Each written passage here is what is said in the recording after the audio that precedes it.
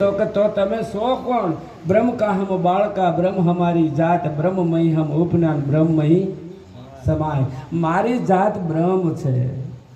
તો તમને તમારા ગુરુ મહારાજે જ્યારે નક્કી કરાવ્યું છે, તમે કેવા છો? બ્રહ્મ છો. આ વસ્તુ જેને નક્કી થઈ જાય એને જગતમાં કોઈની બીક રહે નહીં. એ જે તત્વ રહ્યું એને કંઈ નડતર હોય તો કહેજો, એને કશું નડતું નથી. અને તમે કદાચ કોઈ પણ ઝુંવરાવાનું હોય તો એને ઝુંવરાવવું પડે એવું રહેતું નથી. એને સુખ નથી, દુઃખ નથી, હરખ નથી, શોક નથી, કશું એને લાગતું નથી. જો વિચારજો, તમે દેહની વાત કરતા હોય તો દેહને સુખ દુઃખ હોય, મનને હોય કાંઈ, પણ અંદર જે રહેવાવાળું તત્વને આ વસ્તુ લાગતું નથી.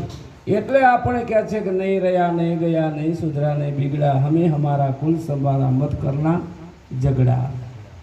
મહાપુરુષની વાત વિચારો. જીવનની અંદર હરેક સંતો એક દિશા તરફ જ આપણને લઈ જાય છે.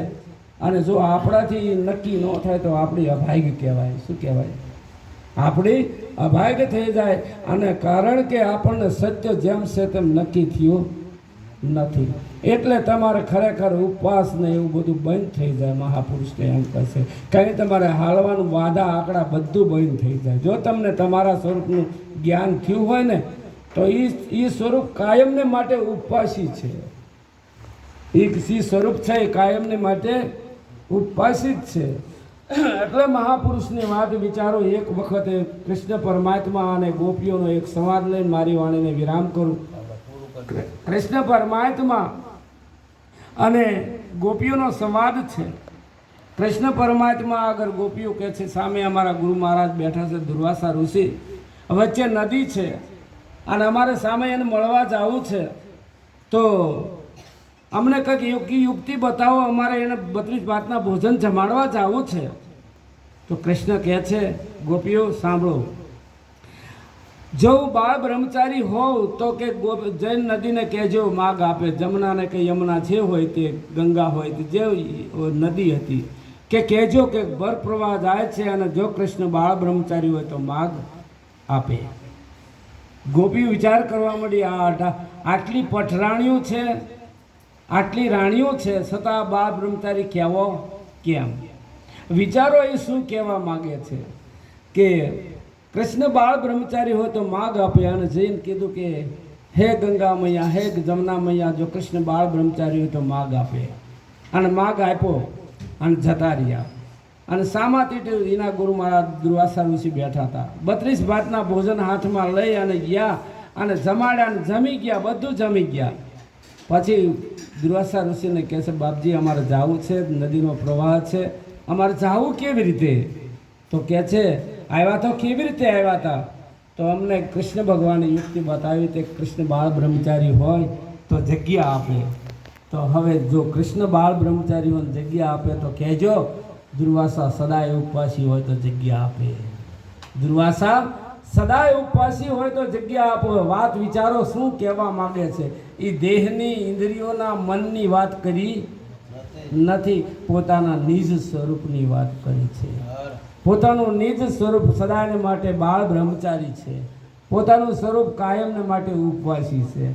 હવે આપણે તો ખરેખર આ બધું પરમાત્માનું છે, પરમાત્માને છેતરવા નીકળ્યા છીએ.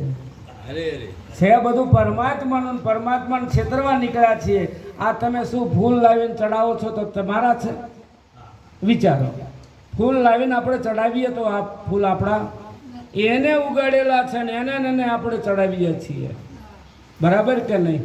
આપણે ઉગાડેલા નથી, બધું એનું છે. અને તોય આપણે દાવો કરી કે મેં મારા ગુરુ મહારાજને, મારા પ્રભુને, મારા ભગવાનને મેં આ બધું આપ્યું.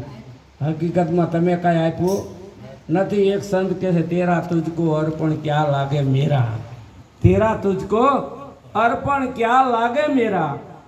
આ બધું તમે છે ને આપ્યું છે ને એનું છે ને તમે એને આપ્યું, તમારું કાંઈ છે નહીં. એટલે મહાપુરુષ કે મરને સે ડરે મારે મન આનંદ, કબ મરું કબ પાઉં હું તો પૂર્ણ પરમાનંદ. જગ મરને સે ડરે, આખું જગત મરવા માટે ડરે છે અને મારે તો આજ આનંદ છે.